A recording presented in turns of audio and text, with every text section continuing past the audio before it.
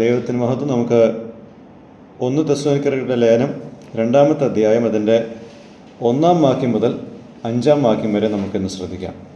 1 Thessalonians 2 verse 1-5.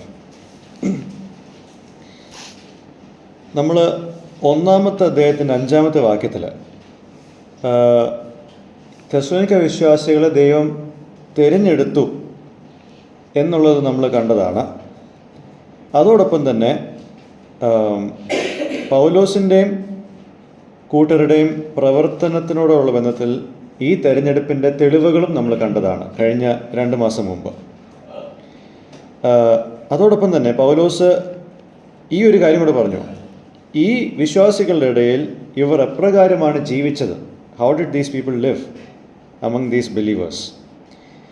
ഇനി 2-ാമത്തെ അധ്യായത്തിൽ ദൈവത്തിൻ്റെ സുവിശേഷം പ്രസംഗിച്ചപ്പോൾ ഇവരിലുണ്ടായിരുന്ന ചില ഗുണങ്ങളാണ് നമ്മൾ ഈ 5 വാക്യങ്ങളിൽ കാണാൻ പോകുന്നത്. നമുക്ക് പ്രാരംഭമായിട്ട് 2-ാമത്തെ അധ്യായത്തിൻ്റെ 1-2 വാക്യങ്ങളൊന്ന് വായിക്കാം. 1 തെസ്സലോനിക്കർക്ക് ലേഖനം 2-ാമത്തെ അധ്യായം 1-2 വാക്യങ്ങൾ വായിച്ചാട്ടെ. 2-ാമത്തെ അധ്യായത്തിൻ്റെ 1-2 വാക്യങ്ങൾ.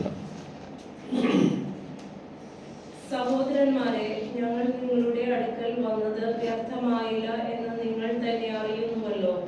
നിങ്ങൾ അറിയും പോലെ ഞങ്ങൾ ഫിലിപ്പിയിൽ വെച്ച് കഷ്ടവും അപമാനവും അനുഭവിച്ചിട്ടും വലിയ പോരാട്ടത്തോടെ ദൈവത്തിന്റെ സുവിശേഷം നിങ്ങളോട് പ്രസംഗിപ്പാൻ ഞങ്ങളുടെ ദൈവത്തിൽ ധൈര്യപ്പെട്ടിരിക്കുന്നു. ഓക്കെ, ഈ 2 വാക്യങ്ങളിൽ നമ്മൾ കാണുന്ന വിഷയം boldness in declaring the gospel.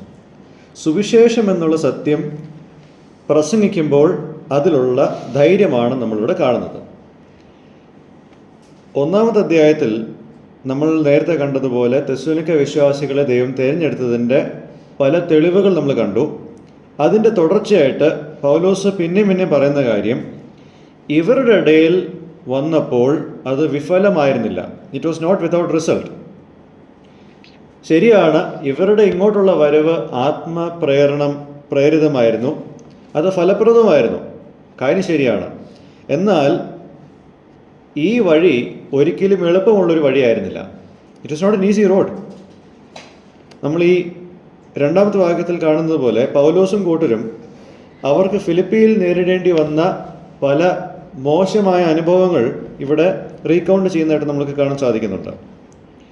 ആത്മനിയന്ത്രണത്താൽ അവർ ഫിലിപ്പിയിൽ എത്തി അവരുടെ ശുശ്രൂഷ നിമിത്തം ഒരു ദാസിസ്ത്രീയിൽ ഭൂതം ബാധിച്ച ഒരു ദാസിസ്ത്രീയിലുണ്ടായ സൗഖ്യം നിമിത്തം അവളുടെ യജമാനന്മാർക്ക് ഒരുപാട് നഷ്ടം ഉണ്ടായതായിട്ട് അപ്പോസ്തല പ്രവൃത്തി 16-ാമത്തെ അധ്യായം അതിൻ്റെ 16-ാം വാക്യം മുതൽ 40-ാം വാക്യം വരെ നമുക്ക് കാണാൻ സാധിക്കുന്നുണ്ട്. ഇവർ സുവിശേഷം പറഞ്ഞപ്പോൾ ഇവരുടെ പ്രവർത്തന നിമിത്തം ദുരാത്മാവ് ബാധിച്ച ഒരു സ്ത്രീ സൗഖ്യം പ്രാപിച്ചു. ആ ദുരാത്മാവിലൂടെ പണം സമ്പാദിച്ചുകൊണ്ടിരുന്ന ആൾക്കാർക്ക് നഷ്ടമുണ്ടായി. അങ്ങനെ ഒരു നഷ്ടം ഉണ്ടായ സ്ഥിതിക്ക് ഈ ഉടമസ്ഥന്മാർ പൗലോസിനെയും ശീലാസിനെയും പിടിച്ച് മജിസ്ട്രേറ്റ്സിൻ്റെ മുമ്പിൽ കൊണ്ട് ഹാജരാക്കുന്നു. അവർക്കെതിരെ തെറ്റായ ആരോപണങ്ങൾ ഉന്നയിക്കുന്നു.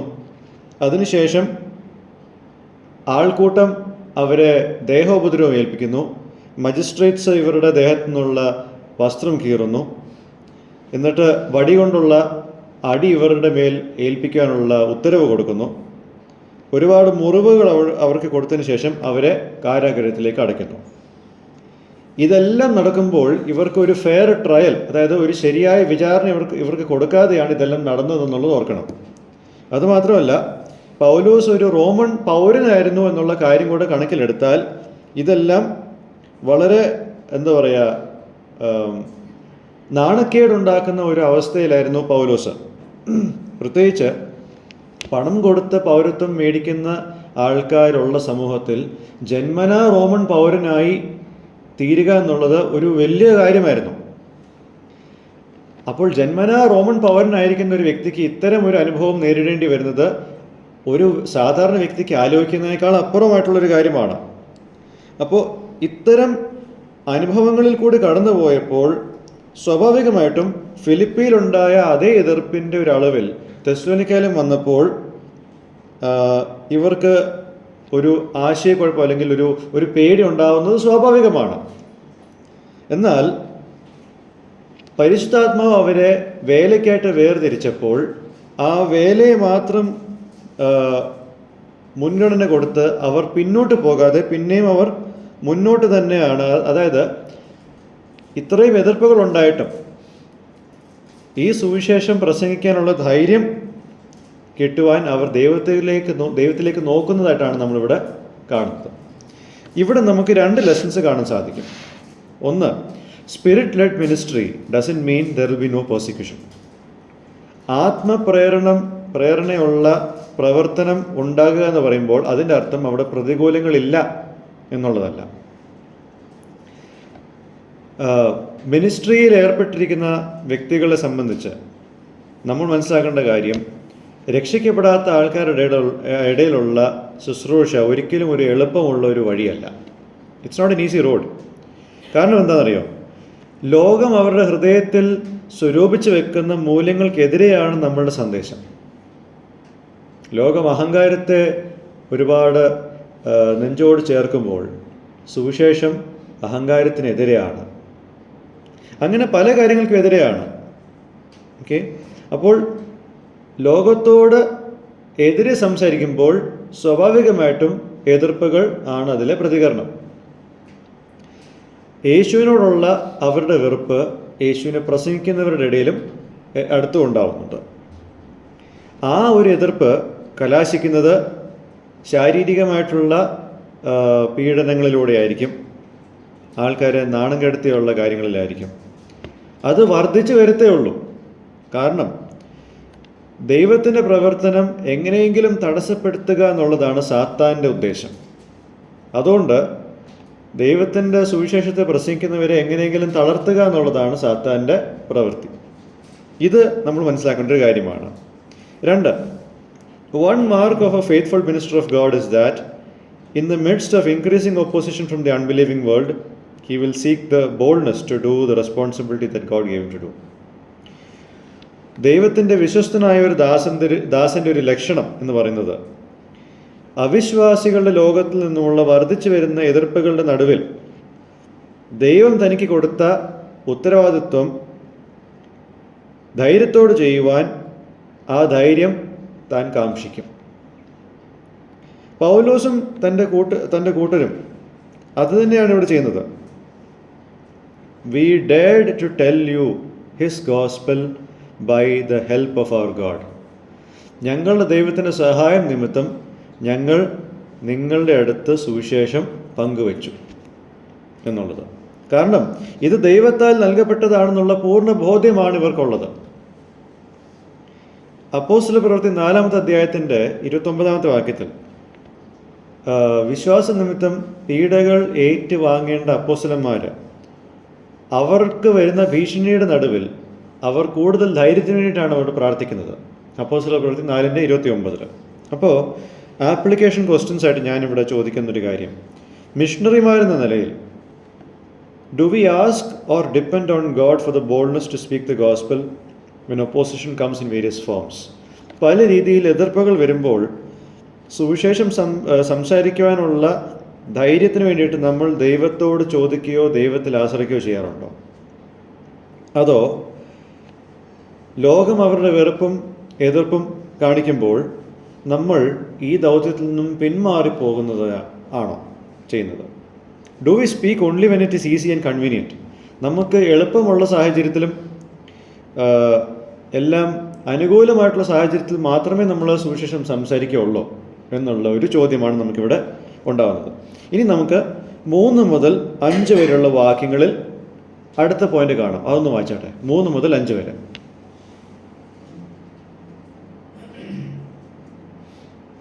ഞങ്ങളുടെ പ്രബോധനം അബദ്ധത്തിൽ നിന്നോ അശുദ്ധിയിൽ നിന്നോ വ്യാജത്തോടെയോ വന്നതല്ല.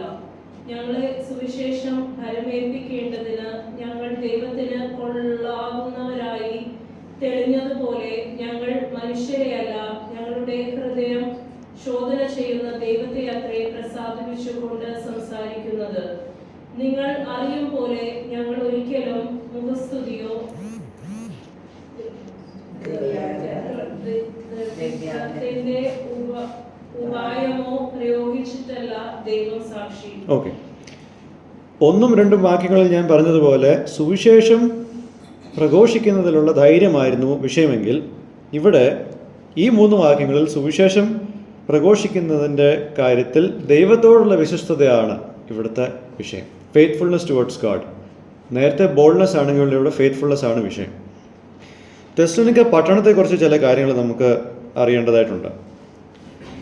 മക്കദോനിയയിലേക്ക് അല്ലെങ്കിൽ മക്കദോനിയയിൽ കൂടെ പോകുന്ന വഴി, അതായത് കിഴക്കിൽ നിന്നും പടിഞ്ഞാറേക്കുള്ള ദിശയിൽ ഉള്ള ഒരു ഫേമസ് ഹൈവേയിലാണ് തെസ്സലോനിക്ക പട്ടണം സ്ഥിതി ചെയ്തിരുന്നത്. ഒരു കോസ്മോപോളിറ്റൻ സിറ്റി, അതായത് ലോകത്തുള്ള എല്ലാ രാജ്യങ്ങളിൽ നിന്നുള്ള ആൾക്കാർ താമസിക്കുന്ന ഒരു സ്ഥലമായിട്ട് നമുക്കിതിനെ കാണാൻ സാധിക്കും. ഒരുപാട് മതങ്ങളും മത നേതാക്കളും ഉള്ള ഒരു പട്ടണമാണിത്. അതായത് ഒളിമ്പിയൻ റിലിജൻ ആയിട്ടുള്ള ഒരു സിസ്റ്റം അവിടെ ഉണ്ട്. അതോടൊപ്പം തന്നെ ഗ്രീക്ക് മതങ്ങളുടെയും ഒരു സാന്നിധ്യം അവിടെ ഉണ്ട്. പ്രത്യേകിച്ച് ഡയോണിസിസം അതുപോലുള്ള കൾട്സും, ഒരുപാട് അധാർമികത പെരുകുന്ന ഒരു ഗ്രീക്ക് മതഭാഗം അവിടെ ഉണ്ട്. അതുമാത്രമല്ല, ഈജിപ്ഷ്യൻ ദൈവങ്ങൾക്കുള്ള ഒരുപാട് മന്ദിരങ്ങളും ഉള്ള ഒരു പട്ടണമാണ് തെസ്സലോനിക്ക. അതുമാത്രമല്ല, റോമൻ സ്റ്റേറ്റിൻ്റെ പല മന്ദിരങ്ങളും, അതായത് അവിടുത്തെ നാഷണൽ ഹീറോസിനെയൊക്കെ ദൈവികമായിട്ട് കണ്ട് അവർക്ക് മന്ദിരം ഒരുക്കുന്ന ഒരു കാര്യമുണ്ട്. അപ്പോൾ പല രാജ്യങ്ങളിൽ നിന്നുമുള്ള പല മതങ്ങളുടെയും സാന്നിധ്യം ഇവിടെ ഈ സ്ഥലത്തുണ്ട്. ഈ മതങ്ങളെല്ലാം മിഷൻ മൈൻഡഡ് ആണ്. അവരുടെ മതങ്ങളിൽ ആൾക്കാരെ ചേർക്കുവാൻ ഒരുപാട് എഫേർട്സ് ഒക്കെ ചിലവാക്കുന്ന ഒരു സിസ്റ്റമാണ് അവിടെ ഉള്ളത്. അവർക്കും ഈ പറഞ്ഞ പോലെ ഒരുപാട് ഇവാഞ്ചലിസ്റ്റ്സ്, അതായത് ഇൻ കോട്ട്സ് ഇവാഞ്ചലിസ്റ്റ്സ് പ്രാസംഗികരുമുണ്ട്. ഈ മതങ്ങളിലുള്ള പ്രാസംഗികരെല്ലാം അവസരവാദികളാണ്. അതായത് അവരുടെ കേൾവിക്കാരിൽ നിന്നും പ്രസംഗത്തിലൂടെ കിട്ടേണ്ട കാശ് മുഴുവൻ എടുത്തിട്ട് പിന്നെ അവർക്കുള്ള സപ്പോർട്ടിന് വേറെ ആൾക്കാരെ തേടുക എന്നുള്ള പ്രവണത ഈ മതങ്ങളിലെല്ലാം ഉണ്ട്. അവരുടെ ഒരു പ്രവണതയാണിത്. ഈ പശ്ചാത്തലത്തിലാണ് നമ്മളിപ്പോൾ വായിച്ച 3 വാക്യങ്ങളെ നമ്മൾ മനസ്സിലാക്കേണ്ടത്. ഓക്കെ, മറ്റ് മതങ്ങളിലെ മതപ്രചാരകന്മാർ അവരാരുടെ മുമ്പിലാണ് പ്രസംഗിക്കുന്നത്? അവരുടെ കയ്യിലുള്ള എല്ലാ പണത്തെയും ഈ പ്രസംഗത്തിലൂടെ അപഹരിച്ച് അങ്ങനെ അവർ യൂസ് ചെയ്യുന്ന ഒരു മത സിസ്റ്റം, റിലീജിയസ് സിസ്റ്റമാണ് അന്നത്തെ കാലത്തുള്ളത്. അതിന് നേരെ വിപരീതമായിട്ടാണ് ഇവരുടെ വേല ഈ പട്ടണത്തിൽ. ഓക്കെ, എന്താണ് നമ്മളിവിടെ കാണുന്നത്? പൗലോസും കൂട്ടരും ഫിലിപ്പിയിൽ നിന്നും ഒരുപാട് പീഡനങ്ങളുടെയും പ്രയാസങ്ങളുടെയും നടുവിൽ നിന്നും അവർ ഇവിടെ വന്നു എത്തി. ഈ ഒരു സാഹചര്യത്തിൽ ഈ തെസ്സലോനിക്ക വിശ്വാസികളുടെ അടുത്തുള്ള അവരുടെ റിക്വസ്റ്റ്, അതായത് സുവിശേഷത്തിൽ വിശ്വസിക്കുക എന്നുള്ളത് ഉള്ള റിക്വസ്റ്റ്, അത് എന്തിൽ നിന്നും വന്നതല്ല. 3-ാമത്തെ വാക്യത്തിൽ എന്ന് പറയുന്നത് the appeal we make does not spring from error. അതൊന്നും മലയാളത്തിൽ ഒന്നുകൂടെ വായിച്ച ആ ഒരു ഭാഗം. ഞങ്ങളുടെ പ്രബോധനം അബദ്ധത്തിൽ നിന്നോ അശുദ്ധിയിൽ നിന്നോ വേദത്തോടെ വന്നതല്ല. ഓക്കെ, അബദ്ധത്തിൽ നിന്നും ഒന്നും വന്നതല്ല. അതായത് it's not to present a faulty message to lower people and their money to them. ജനത്തെയും അവരുടെ പണത്തെയും തങ്ങളിലേക്ക് ആകർഷിക്കാൻ വേണ്ടിയിട്ട് വ്യാജം പ്രസംഗിക്കുകയല്ല ഇവർ ചെയ്തത്. മനസ്സിലാവുന്നുണ്ടോ? കേൾവിക്കാരുടെ മനസ്സും പണവും ഇവരുടെ അടുത്തേക്ക് കൊണ്ടുവരുവാൻ വ്യാജം പ്രസംഗിച്ചിട്ടില്ല. അതാണ് പൗലോസോട് പറയുന്നത്. ഇവരുടെ ഉള്ളിൽ ഒരു ദുരുദ്ദേശവും ഇല്ലായിരുന്നു. ബാക്കിയുള്ള ആൾക്കാർ മുഖസ്തുതി പറഞ്ഞ് ബാക്കിയുള്ളവരുടെ പൈസയിൽ ഉന്നം വെക്കുമ്പോൾ പൗലോസിനും കൂട്ടർക്കും ഈ കാര്യത്തിൽ ഒരു ദുരുദ്ദേശവും ഇല്ല. Okay, they didn't attempt to deceive anyone by promising earthly pleasures to those who would believe in the gospel. സുവിശേഷം വിശ്വസിക്കുന്നതിലൂടെ ഭൗമികമായിട്ടുള്ള സുഖങ്ങളെ വാഗ്ദാനം ചെയ്ത് അവരാരെയും ചതിച്ചിട്ടില്ല പൗലോസും കൂട്ടരും. They didn't change the message to suit the whims and fancies of those who heard them. അവരുടെ കേൾവിക്കാർക്ക് സന്തോഷപ്രദമാക്കുന്ന രീതിയിൽ ഈ സന്ദേശത്തെ അവർ മാറ്റിയിട്ടില്ല. They didn't use the gospel as a pretext for greed. സ്വാർത്ഥതയ്ക്ക് വേണ്ടിയിട്ട് അവർ ഈ സുവിശേഷത്തെ ഉപയോഗിച്ചിട്ടില്ല. They were not opportunists like those of the other religions. മറ്റ് മതങ്ങളുടെ പ്രചാരകന്മാരെ പോലെ ഇവർ അവസരവാദികളല്ലായിരുന്നു. Rather, they spoke the gospel in all sincerity, delivering the whole counsel of God to them. ഇവർ എന്താണ് ചെയ്തത്? എല്ലാ ആത്മാർത്ഥതയോടു കൂടിയിട്ട് അവർ ദൈവത്തിൻ്റെ സുവിശേഷം സംസാരിച്ചു. ദൈവത്തിൻ്റെ ആലോചന മുഴുവൻ അവർക്ക് പകർന്നു കൊടുത്തു. How were they able to avoid being deceivers and charlatans in the area of presenting the gospel? സുവിശേഷത്തിൻ്റെ പ്രഘോഷണത്തിൻ്റെ ഈ വേദിയിൽ ചതിയന്മാരായി തീരാതിരിക്കുവാൻ എന്താണ് ഇവരെ സഹായിച്ചത്? അതാണ് ഇവിടുത്തെ ചോദ്യം. ഇവർ അവരെ പോലെ അല്ലായിരുന്നു. അതെങ്ങനെ നടന്നു? ഒന്നാമതായിട്ട് ഞാനിവിടെ 3 കാര്യങ്ങൾ പറയാം. ഒന്നാമതായിട്ട് they themselves had a genuine conversion experience where they forsook every other reliance that they had over everything else and turned to serve the living God through faith in Jesus Christ.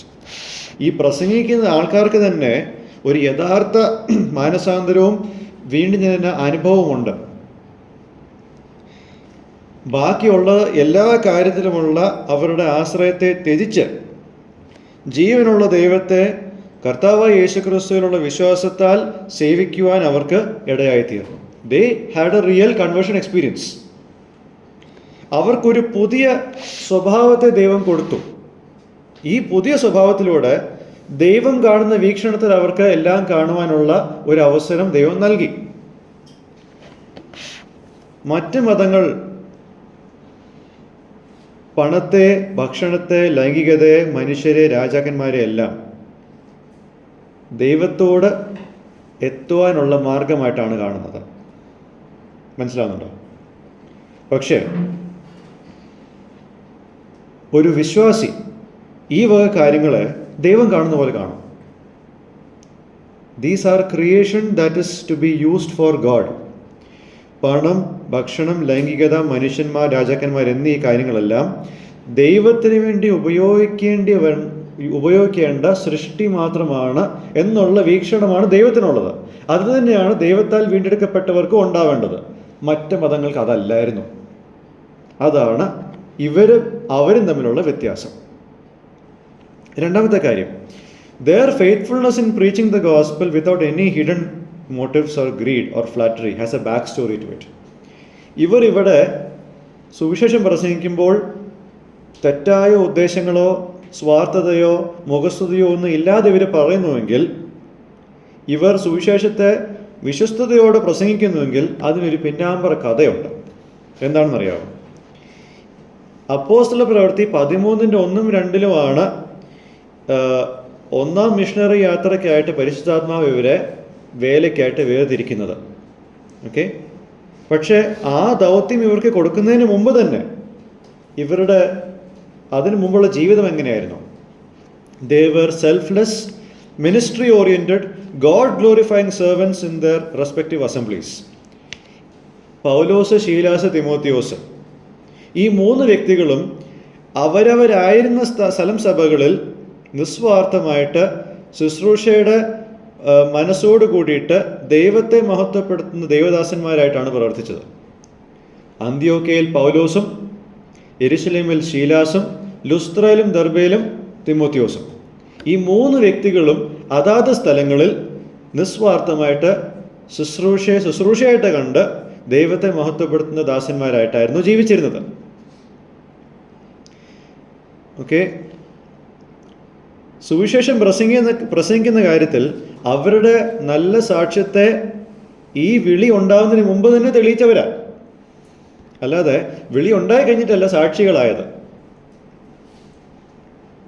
That is what Paul refers to when he says they have been approved by God.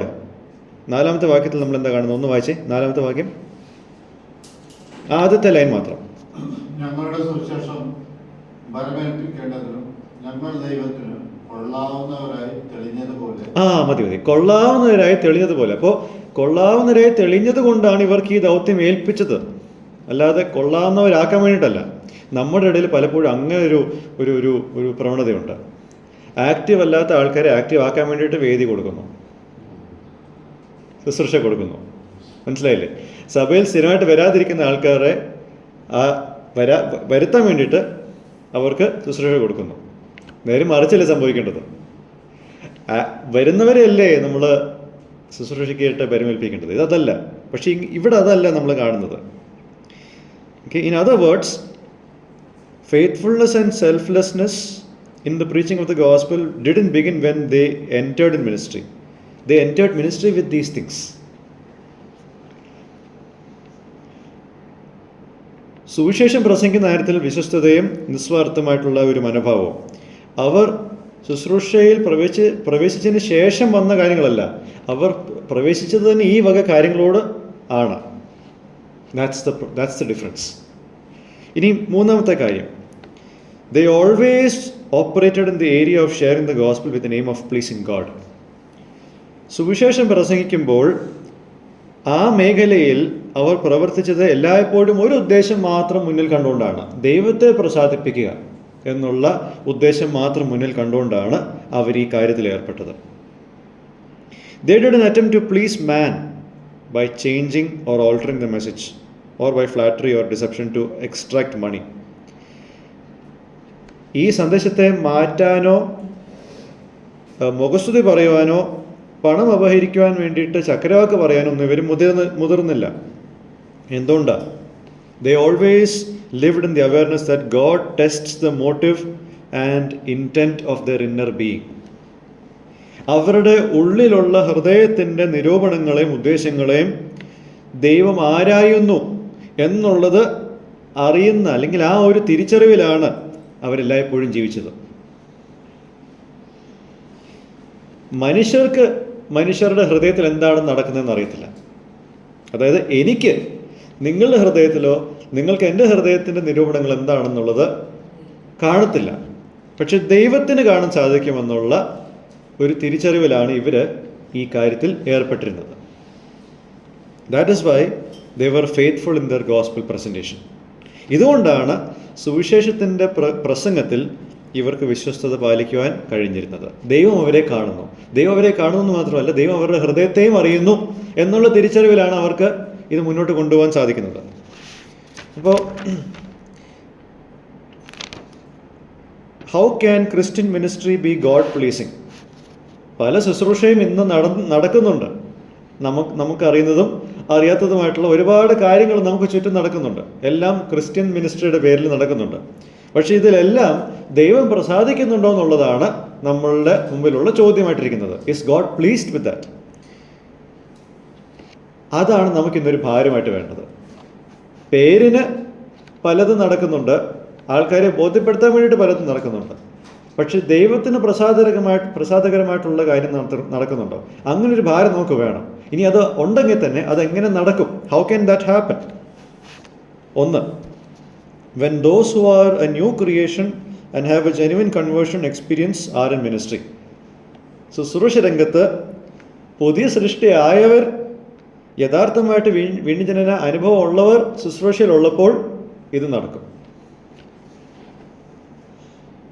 Their attitude towards money is a true indicator of where their heart is. പണത്തോടുള്ള ബന്ധത്തിൽ അവരുടെ ഹൃദയത്തിലെ മനോഭാവമാണ് അവരുടെ ഹൃദയത്തിൻ്റെ യഥാർത്ഥ ചിത്രം നമുക്ക് കാണിച്ചു തരുന്നത്.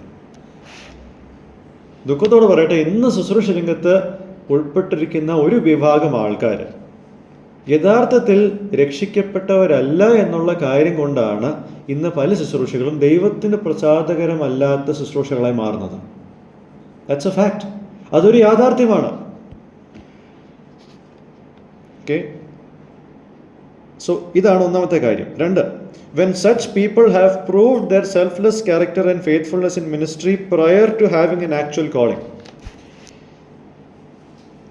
ശുശ്രൂഷയ്ക്കായിട്ട് വിളി വരുമ്പോഴല്ല നിസ്വാർത്ഥമായിട്ടുള്ള സ്വഭാവവും വിശ്വസ്തതയും ഉണ്ടാവേണ്ടത്. അത് അതിനു മുമ്പേ ഉണ്ടാവേണ്ട കാര്യമാണ്. So their attitude towards financial matters before entering into ministry was to be carried over to their calling. സാമ്പത്തികമായിട്ടുള്ള കാര്യങ്ങളിൽ അവരുടെ മനോഭാവം, ആ നല്ല മനോഭാവം അവരുടെ വിളിയിലേക്ക് ക്യാരി ഓവർ ചെയ്യപ്പെടണം. അതാണ് നടക്കേണ്ടത്. അത് നടക്കുമ്പോൾ ശുശ്രൂഷ ദൈവത്തിന് പ്രസാദകരമാകുന്ന ഒരു കാര്യമാകും. Third, when they live on the understanding that God sees and tests all motives for their deeds and please God. ദൈവം അവരുടെ ക്രിയകളുടെയും എല്ലാം ഉദ്ദേശങ്ങളെ ശോധന ചെയ്യുന്നു, ആരായുന്നു എന്ന് കണ്ടിട്ട് തിരിച്ചറിഞ്ഞിട്ട് അതിൻ പ്രകാരം ജീവിച്ച് ദൈവത്തെ പ്രസാദിപ്പിക്കുമ്പോൾ ശുശ്രൂഷ ദൈവപ്രസാദമായി തീരും. പല ശുശ്രൂഷയും തുടങ്ങുന്നത് ദൈവനാമം മഹത്വപ്പെടുമാറാകട്ടെ എന്നുള്ള പറച്ചിൽ വെറുതെ പറയുന്നതാണ്. അതിലൊരു കഴമ്പുമില്ല എന്നുള്ളത് പിന്നീട് നമുക്ക് മനസ്സിലാവും. പക്ഷേ ഹൃദയത്തെ ദൈവം അറിയുന്നു എന്നുള്ള തിരിച്ചറിവിൽ ജീവിക്കുന്ന വ്യക്തിയുടെ ശുശ്രൂഷയിൽ ആ യാഥാർത്ഥ്യം നമുക്ക് കാണാൻ സാധിക്കും. Then next thing, when they avoid pleasing man while doing ministry with the aim of extracting as much money as they can. ശുശ്രൂഷ ചെയ്യുമ്പോൾ മനുഷ്യരെ പ്രസാദിപ്പിക്കുന്ന ഈ പ്രവണത അവസാനിക്കുമ്പോൾ ദൈവത്തിൻ്റെ പ്രസാദം ഉണ്ടാകും. മനുഷ്യരിൽ നിന്നും എത്രത്തോളം പണം എടുക്കാം, അല്ലെങ്കിൽ മനുഷ്യരെ എത്രത്തോളം പ്രീതിപ്പെടുത്തി അവരുടെ പ്രീതി സമ്പാദിക്കാം എന്നുള്ള ചിന്തയിലിരിക്കുന്ന ആൾക്കാരുടെ എണ്ണം കുറയണം നമ്മളുടെ ഇടയിൽ. നമുക്ക് ചുറ്റുമുള്ള അനേകം ശുശ്രൂഷകളും സഭകളും പരാജയപ്പെടുന്നതിൻ്റെ ഒരു കാരണം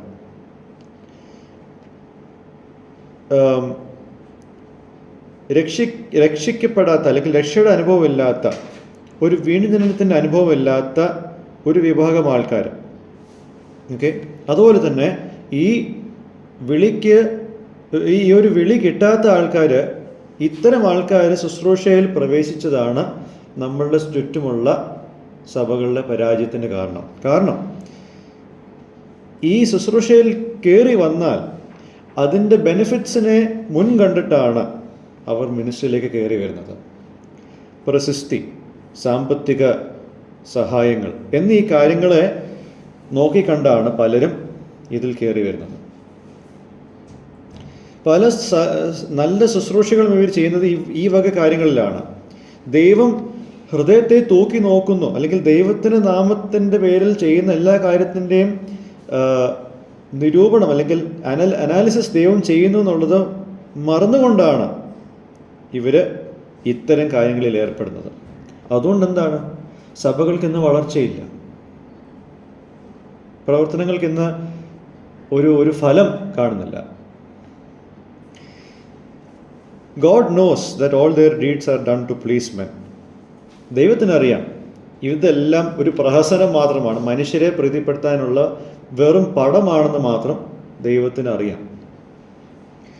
നമുക്കെല്ലാവർക്കും ഇന്നുള്ളൊരു വലിയ ആവശ്യം, we need to instill a culture that gives great emphasis on the gospel.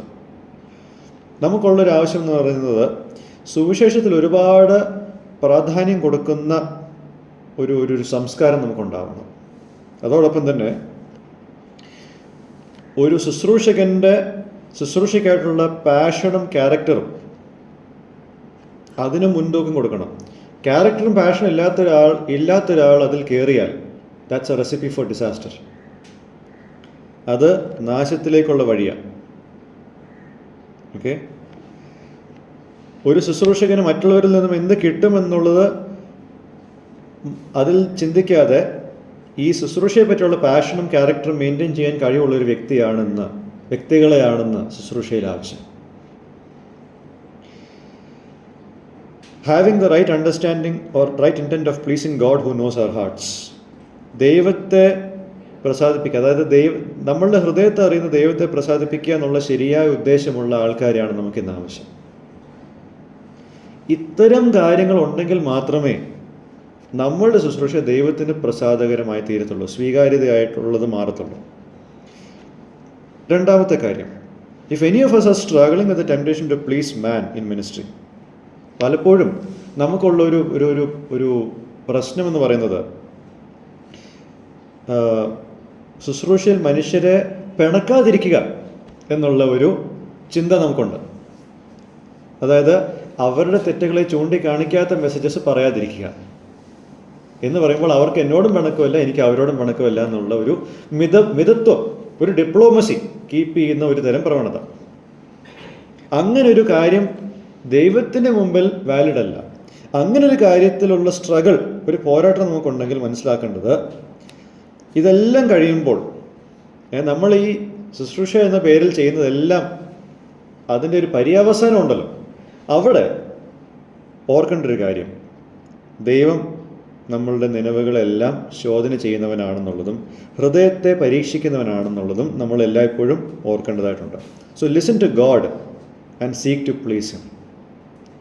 ദൈവത്തെ കേൾക്കുക, അല്ലെങ്കിൽ ദൈവത്തെ അനുസരിക്കുക, ദൈവത്തെ പ്രസാദിപ്പിക്കുവാൻ കാംക്ഷിക്കുക. സോ കൺക്ലൂഡിങ് ക്വസ്റ്റ്യൻ ഞാൻ ഇങ്ങനെ പറയട്ടെ. പൗലോസിനും കൂട്ടർക്കും അവർ ഇവരുടെ ഇടയിൽ പ്രവർത്തിച്ചപ്പോൾ ഉണ്ടായ അനുഭവത്തിൽ അവരുടെ ഉദ്ദേശങ്ങളും നിലവുകളും എല്ലാം പെർഫെക്റ്റ് ആയിരുന്നു എന്നുള്ള അവകാശവാദമാണ് ഇവിടെ പറയുന്നത്. ഇതിൻ്റെ അവസാനം എന്താണ്? അതായത് 5-ാമത്തെ വാക്യത്തിൻ്റെ അവസാനം ദൈവമാണ് ഞങ്ങളുടെ സാക്ഷി എന്ന് പറയുന്നുണ്ട്. ഇത് വെറും വാക്കല്ല. ദൈവത്തെ കൂട്ടുപിടിക്കുന്നത് ഇവിടെ വെറും വാക്കല്ല, അല്ലാതെ ആൾക്കാരെ വിശ്വസിപ്പിക്കാൻ വേണ്ടിയിട്ടുള്ള ഒരു കാര്യമല്ല. അവരുടെ ഉദ്ദേശങ്ങൾക്കെല്ലാം ദൈവം സാക്ഷി എന്ന് ധൈര്യപൂർവ്വം പറയുന്ന ഒരു 3 കൂട്ടരെയാണ് നമ്മളിവിടെ കാണുന്നത്. നമുക്ക് ഒരു 100% ഓണസ്റ്റിയോട് കൂടിയിട്ട് നമ്മൾ ശുശ്രൂഷയ്ക്കായിട്ട് ഒരു കാര്യത്തിൽ ഏർപ്പെടുമ്പോൾ നമ്മളുടെ ഉദ്ദേശശുദ്ധി നല്ലതായിരുന്നു എന്ന് പറയാനുള്ള ഒരു പ്രാഗൽഭ്യം, 100% ദൈവം എൻ്റെ സാക്ഷിയാണെന്ന് പറയത്തക്ക പ്രാഗൽഭ്യം ഈ കാര്യത്തിലുണ്ടോ? Do we have the boldness to call upon God as a witness without any prick of conscience? ഒരു മനസാക്ഷി കൊത്തുമില്ലാതെ എൻ്റെ ശുശ്രൂഷയിൽ ഞാൻ ദൈവത്തിന് പ്രസാദകരമായിട്ട് ജീവിച്ചു എന്ന് മനസാക്ഷി കൊത്തില്ലാതെ ദൈവത്തെ കൂട്ടുപിടിക്കുവാൻ എനിക്ക് ധൈര്യമുണ്ടോ? നമുക്ക് ധൈര്യമുണ്ടോ? 2 കാര്യങ്ങൾ ഓർക്കുക, അതോടെ ഞാൻ ഈ ശുശ്രൂഷ അവസാനിപ്പിക്കാം. If you can't talk about God's knowledge of your honesty, you have a problem. നിങ്ങളുടെ നല്ല സ്വഭാവത്തിനെ പറ്റി ഉള്ള ദൈവത്തിൻ്റെ ജ്ഞാനം അത് നിങ്ങൾക്ക് ഉന്നയിക്കാൻ കഴിയുന്നില്ല എങ്കിൽ നിങ്ങൾക്കൊരു പ്രശ്നമുണ്ട്. 2, if you use God as a cover for your wrong intent, you have a problem. നിങ്ങളുടെ തെറ്റായ ക്രിയകളെ മൂടി വെക്കുവാൻ ദൈവത്തെ കൂട്ടിപ്പിടിക്കുകയാണെങ്കിൽ നിങ്ങൾക്ക് പ്രശ്നമുണ്ട്. ഒരു പൂർണ്ണ ശുദ്ധിയുള്ള ഒരു മനസ്സിൻ്റെ ഉടമയായിട്ട് ശുശ്രൂഷയിൽ മുന്നേറുവാൻ നമുക്കെല്ലാവർക്കും, പ്രത്യേകിച്ച് ഉത്തരവാദിത്തങ്ങളെ ഏൽപ്പിച്ചിരിക്കുന്ന വ്യക്തികൾ എന്ന നിലയിൽ നമുക്ക് ഇടയാവട്ടെ എന്ന് പ്രാർത്ഥിക്കുകയും ആഗ്രഹിക്കുകയും ചെയ്തുകൊണ്ട് നമുക്ക് ഈ ശുശ്രൂഷ ഇവിടെ അവസാനിപ്പിക്കാം. അടുത്ത തവണ നമ്മൾ 2-ാമത്തെ അധ്യായത്തിൻ്റെ 6 മുതൽ 8 വരെയുള്ള വാക്യങ്ങളാണ് ചിന്തിക്കാൻ പോകുന്നത്. ദൈവം നമ്മളെല്ലാവരെയും സഹായിക്കട്ടെ. ദൈവനാമം മഹത്വപ്പെടുമാറാകട്ടെ.